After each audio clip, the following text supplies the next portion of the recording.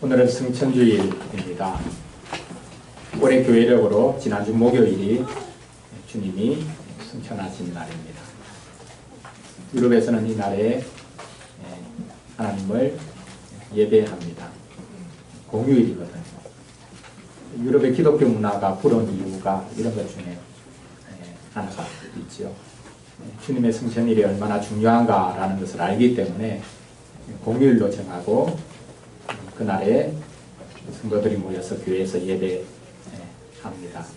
우리는 주중에 모일 수 없기에 4일이 지난 오늘 우리가 성천주일로 지킵니다. 그리스도께서 하늘에 올라가셨습니다.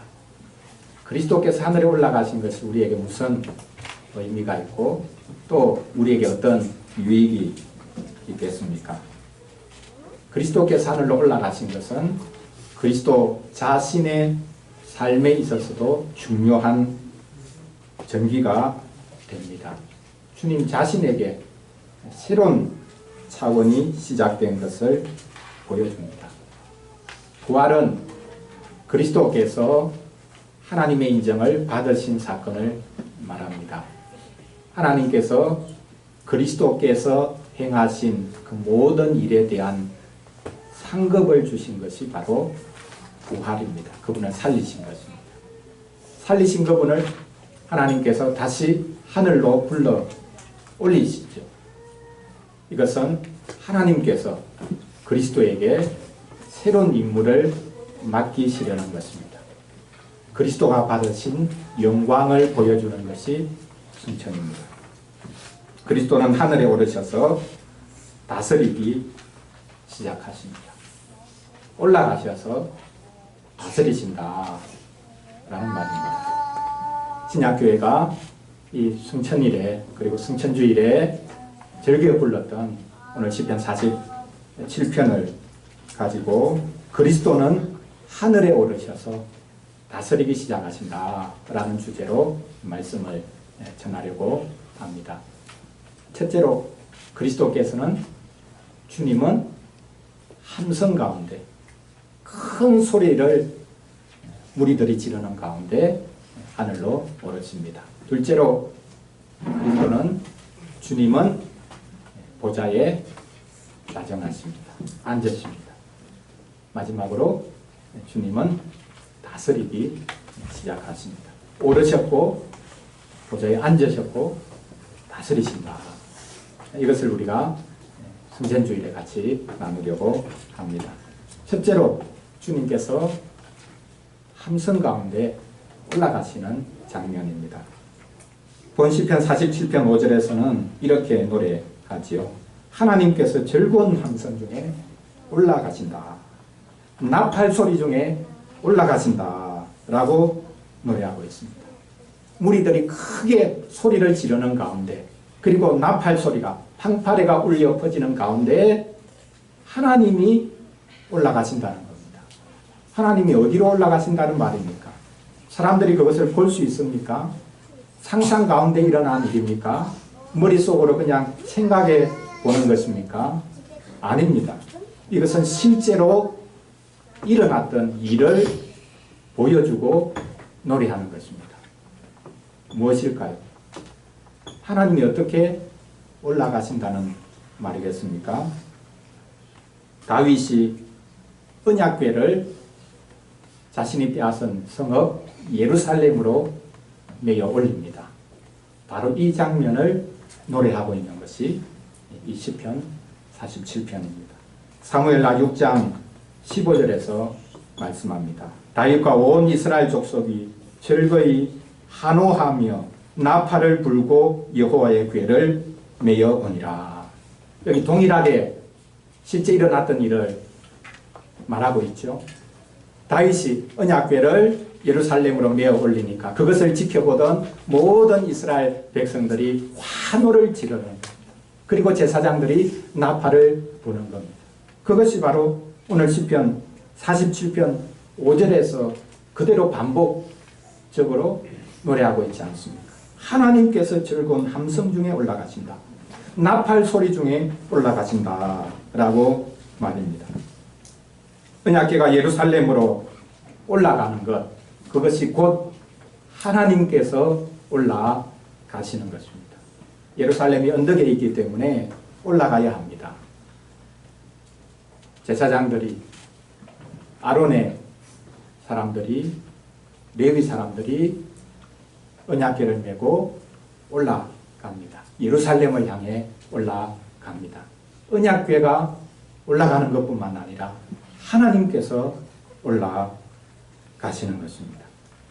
다윗이 왕이지만 다윗을 왕으로 세우신 진정한 왕이신 하나님께서 언약궤와 더불어서 예루살렘으로 올라가십니다. 시편에 보면 하나님께서 올라가시기 때문에 모든 문들이 다 열려야 된다라고 노래하고 있는 시편이 또한 있습니다. 시편 24편 7절 8절인데요. 문들아 너희 머리를 들지어다. 영원한 문들아 들릴지어다. 영광의 왕이 들어가시리로다. 영광의 왕이 누구시뇨? 강하고 능한 여호와시요 전쟁에 능한 여호와시로다. 언약궤가 예루살렘을 향해서 올라갈 때에 그 앞에 예루살렘 성문이 열려야 되지요. 그래야 이 언약궤가 예루살렘으로 들어갑니다. 이것은 또 다른 한편으로 세상의 모든 문들이, 굳게 닫혔던 문들이 그분 앞에서 다 열려야 된다라는 것을 노래하는 시편이기도 합니다. 굳게 닫혔던 문들, 자기 중심적이고 자기 고집에 사로잡혀서 자기만을 아는 그런 마음들을 활짝 열어서 그리스도를 맞으라, 하나님을 맞으라 라는 그런 뜻입니다. 내가 고집하고 내 것이라고 주장하던 그 모든 것들을 내려놓고 마음을 열어서, 우리의 삶을 열어서 그분이 오실 때에 맞이해야 된다라는 것입니다. 우리는 두 손을 들고 왕의 오심을 환영해야 합니다. 그리스도께서 우리의 왕으로 좌정하시기 위해서 하늘에 오르십니다. 그리스도의 승천으로 말미암아 오늘 이 시편 47편이 최종적으로 성취가 된 것입니다. 그리스도께서 하늘에 올라가셨습니다. 오늘 둘째 본문인 누가복음 제일 마지막 부분에서 예수님의 승천에 관한 기록이 등장하고 있지요. 예수님은 제자들을 두 손들어 축복하시면서 하늘에 오르십니다. 제자들이 예수님이 사라지는 순간까지 예수님의 마지막 든 두 손을 보고 있었습니다.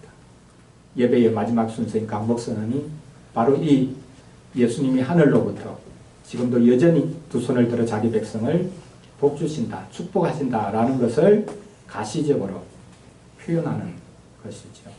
이 예배가 이렇게 강복선언으로 주님이 지금도 사라져버리신 것이 아니라 마지막 순간까지 제자들을 축복하셨듯이 그것으로 끝이 아니라 지금도 하늘 보좌 우편에서 우리를 위해서 축복해 주신다라는 것을 예배를 통해서 나타내 보이는 것입니다. 이렇게 예수님이 사라지는 장면을 본 제자들이 누가복음 마지막 절에 보면 이렇게 반응하고 있는 것을 볼 수 있습니다. 그들이 그에게 경배하고 큰 기쁨으로 예루살렘에 돌아가 늘 성전에서 하나님을 찬송하니라. 예수님이 하늘로 사라져 버리셨는데 제자들은 크게 기뻐하고 있습니다. 어찌 된 연고입니까? 예수님이 계시면 좋겠는데 예수님이 사라지셨습니다. 제자들을 떠나가셨습니다. 그런데 왜 기뻐하고 있습니까? 그럼 누가복음을 보면 다른 복음서도 마찬가지고 성경 전체가 마찬가지인데요. 시작에서 뭔가를 언급하고 있는 것, 예언하고 있는 것이 마지막 부분에서 성취되는 이런 내용들이 참 많습니다. 누가복음 시작이 어떻게 되고 있느냐 하면 그리스도께서 탄생하셨을 때 하늘에서 천사들이 내려와서 내가 너희들에게 미칠 구원의 큰 기쁜 소식을 알리러 왔다 라고 말을 합니다. 큰 기쁨이라고 언급하고 있죠. 하나님께서 너희들을 긍휼히 여기셔서 구원자를 보내주실 것이니 그분으로 말미암아 너희들은 구원을 얻고 크게 기뻐하게 될 것이다. 천사들이 노래했습니다. 실제로 크게 기뻐한 일이 일어났죠. 그것이 바로 예수님의 승천으로 말미암아 제자들이 크게 기뻐하고 있습니다. 예수님이 떠나가신 것이 버리시는 것이 아니라 오히려 하늘에서부터 자기 백성을 구원하실 뿐만 아니라 마지막까지 돌아보시는 일을 하실 것이다 라는 믿음이 있었기 때문에 떠나가시는 예수님을 보면서 오히려 크게 기뻐한 것입니다. 가셔서 우리를 위해 하시는 일이 있기 때문에 제자들은 기뻐했고 우리 또한 기뻐할 수 있습니다. 둘째로요. 주님은 올라가셨고 그 다음에는 앉으십니다. 어디에 앉으십니까? 하나님 보좌에 앉으시죠. 권시편 8절을 보십시오. 하나님이 뭇 백성을 다스리시며 하나님이 그의 거룩한 보좌에 앉으셨도다. 언약궤가 예루살렘에 올라가서 자리를 잡자 이제 바로 그곳이 하나님이 자기 자리를 잡으시는 친히 다스리시는 보좌가 펼쳐집니다. 물론 다윗은 성전을 생전에 건축하지 못했습니다. 하나님께서 막으시죠. 너희 아들이 건축할 것이다. 그래서 다윗은 자기 아들 솔로몬이 성전을 건축하기 위한 모든 재료들을 다 준비합니다. 그러나 이미 언약궤가 예루살렘에 올라갔기 때문에 하나님께서 그곳에서부터 다스리기 시작하십니다. 시편에서 예루살렘의 아름다움을 많이 노래하고 있는 이유가 여기 있습니다. 하나님의 백성들은 예루살렘을 연인처럼 사모했습니다. 예루살렘이 너무너무 아름답다. 사실 당시의 고대 대제국의 위대한 도시들에 비교하면 예루살렘은 초라한 성읍이죠. 성전조차도 사실 다른 아수르나 바벨론의 신전들에 비교하면 형편없이 작습니다. 그런데도 불구하고 이스라엘 백성들은 자기들 눈에 무슨 콩깍지가 끼었는지 예루살렘이 너무너무 아름답다. 예루살렘을 사모하는 마음이 그들에게 있었습니다. 연인들의 아름다움을 기뻐하듯이 예루살렘의 아름다움을 하나님의 백성들은 기뻐했습니다. 왜 그렇습니까? 하나님이 그곳에 자정하셨기 때문입니다. 그곳으로부터 하나님께서 자기 백성을 돌아보시기 때문입니다. 심지어 유대인들은 지금도 마찬가지인데요. 예루살렘이 지구의 중심이라고 생각합니다. 지구의 배꼽이라고 생각합니다. 그렇습니까? 아닙니다. 사실 지구의 중심은 어느 특정한 장소가 아니죠. 오히려 지구의 중심은 하늘이라고 해야 할 것입니다. 지상에 세워졌던 성막, 성전은 하늘 보좌를 본떠서 지었죠. 그렇다면 온 우주의 중심은 이 지상의 어떤 특별한 장소, 신전이 세워진 곳이거나 예루살렘이 아니라 사실 하나님이 계시는 바로 그 보좌가 온 우주의 중심입니다. 하나님은 그곳에서부터 자기 백성을 위해 일하고 계십니다. 자, 제자들이 크게 기뻐했다고 하는데요. 어떻게 기뻐할 수 있었겠습니까? 상상력을 발휘했기 때문이겠습니까? 지금 예수님이 사라지시고 난 다음에 도대체 어디로 가셨을까? 그 다음부터는 뭘 하실까? 그들이 어떻게 그 내용을 알 수 있었겠습니까? 성경을 통해서 알았겠죠. 그리고 더 나아가서 그들이 잠시나마 경험한 것이 있었습니다. 예수님이 이 땅에 계실 때는 그냥 평범하게 사셨습니다. 뭐 얼굴을 보아도 뭐 다른 사람하고 차이 나는 게 없습니다. 그런데 잠깐이었지만 하나님께서 예수님을 영광스럽게 변화시켜 주셨던 때가 있죠. 아주 높은 산에 올라갔는데 갑자기 예수님의 옷이, 예수님의 얼굴이 광채가 납니다. 그것을 보고 베드로가 너무 황홀해서 예수님, 이제는 저는 내려가고 싶지 않습니다. 이곳에 초막을 칠 테니까 여기서 계속 살고 싶습니다. 구약의 가장 위대한 인물이라고 할 수 있는 모세와 엘리야도 나타났거든요. 율법을 대표하는 모세, 선지자를 대표하는 엘리야도 나타나서 예수님하고 대화하고 있는 장면을 보니까 너무 황홀해서 저는 이곳에 좀 살고 싶습니다. 그런데 잠깐이었습니다. 그 영광은 사라지죠. 원래의 모습으로 예수님은 돌아갔습니다. 그런데 그 잠깐 하나님이 보여주신 영광, 그것을 이제 하나님께서 하늘로 불러올리신 예수님께 계속해서 주실 것이다 라는 것을 제자들이 알게 된 거예요. 그래서 승천하신 예수님을 보고는 섭섭해한 것이 아니라 왜 우리를 버리느냐 그렇게 생각한 것이 아니라 그분이 받으실 영광, 그것을 생각하면서 그들이 크게 기뻐했던 것입니다. 이렇게 하늘 보좌에 올라가셔서 앉으신 주님, 그 주님을 직접 본 사람도 사실 있습니다. 누가 보았습니까? 예수님이 하나님 보좌 우편에 계시는 것을 직접 눈으로 본 사람이 있습니다. 누굽니까? 스데반이죠. 돌에 맞아 죽어가면서 그가 눈을 들어서 하늘을 보니까 하늘이 열리고 예수님이 하나님 보좌 우편에 계신 것이 보입니다. 주 예수여, 저를 받아주십시오. 하나님께 예배하듯이 가장 최초로 예수님을 하나님이라고 고백하면서 그분을 예배했던 것이 사실 바로 이 스데반이 시작이었어요.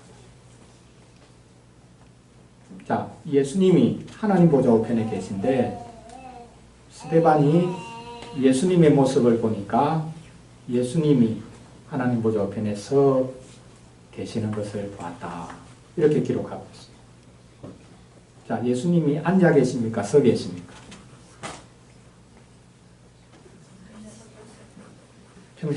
평상시에 앉아 계시다가 허리가 아프면 일어서고 그렇습니까? 우리가 앉아 있다가 뭔가 갑자기 급한 호출을 하면 벌떡 일어서지 않습니까? 그래서 어떤 분들은 스데반이 죽는 장면을 보고 예수님이 너무너무 안타까우셔서 앉아 계시다가 벌떡 일어나셨다. 그 순간에. 이렇게 해석하기도 합니다. 그럴까요? 예수님은 서 계시나 앉아 계시나 차이가 없지요. 오히려 예수님이 앉으셨다라는 것은 지금 쉬고 계신다. 세상에서 너무 열심히 일하셨으니까 이제는 내가 좀 쉬겠다 하고 하늘에 가신 것이 아니라 예수님의 앉으심은 직무가 시작된 겁니다. 공적으로 집무실에 앉은 겁니다. 그때부터 일이 시작되죠. 사인도 하고 명령하고 그러면 그 일이 집행이 됩니다. 예수님이 하늘에 오르셨다, 하나님 보좌 앞에 앉으셨다라는 것은 쉬고 계신다는 뜻이 아니라 하늘 직무가 시작되었다. 하늘의 사역이 시작되었다라는 뜻입니다. 하늘에 가셔서 자기 백성 스데반이 순교를 당하고 있지만 그 영혼을 그를 붙잡고 계신다 라는 것을 보여주고 있는 것이죠. 예수님은 하늘 사역을 드디어 시작하셨습니다. 응원하고 계시죠. 자기 백성을 응원하고 계십니다. 내가 다 당했다. 나를 보라.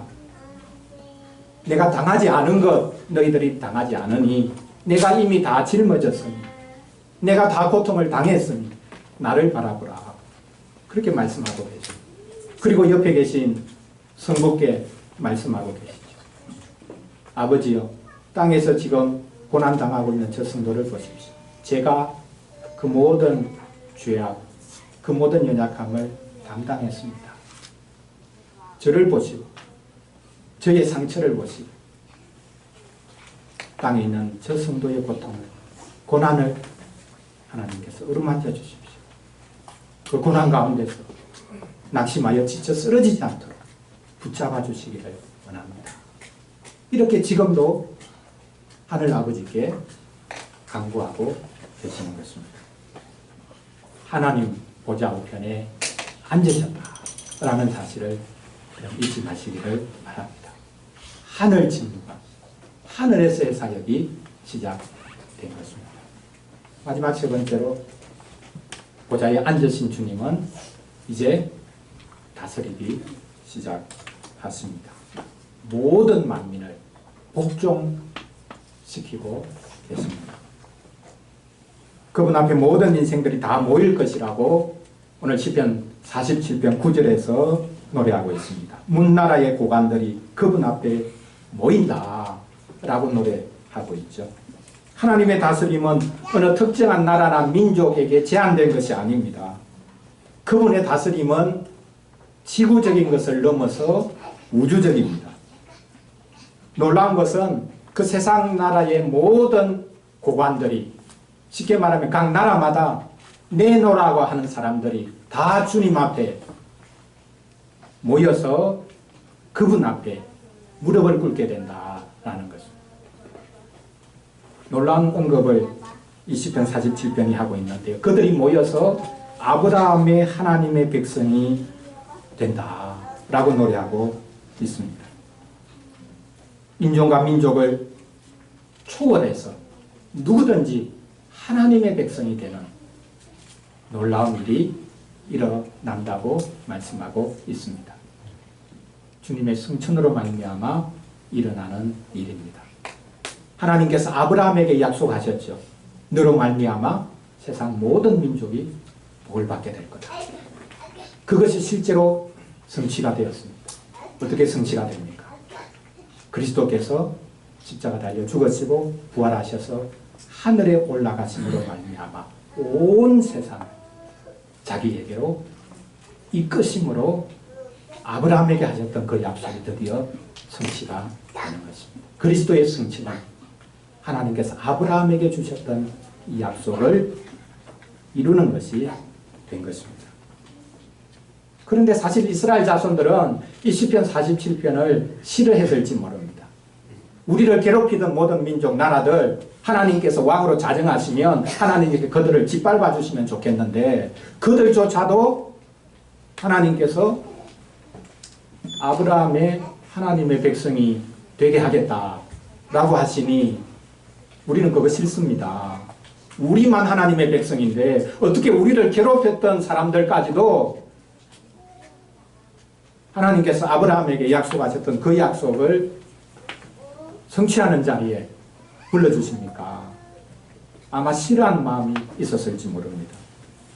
그런데 본 시편은 그런 배타주의를 극복하고 시작부터 놀랍게 노래하고 있습니다.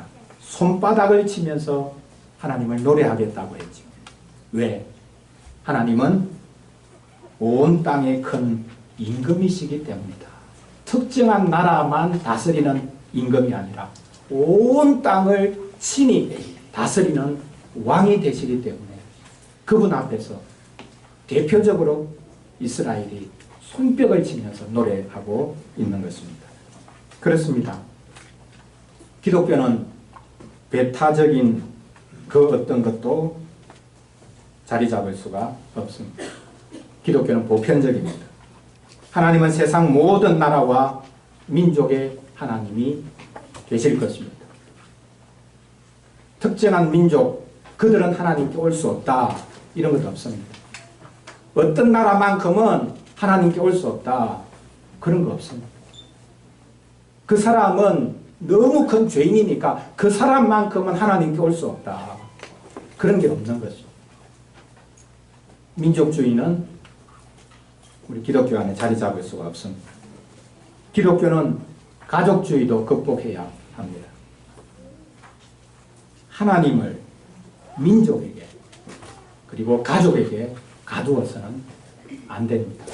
하나님은 온 땅의 임금이시기 때문입니다.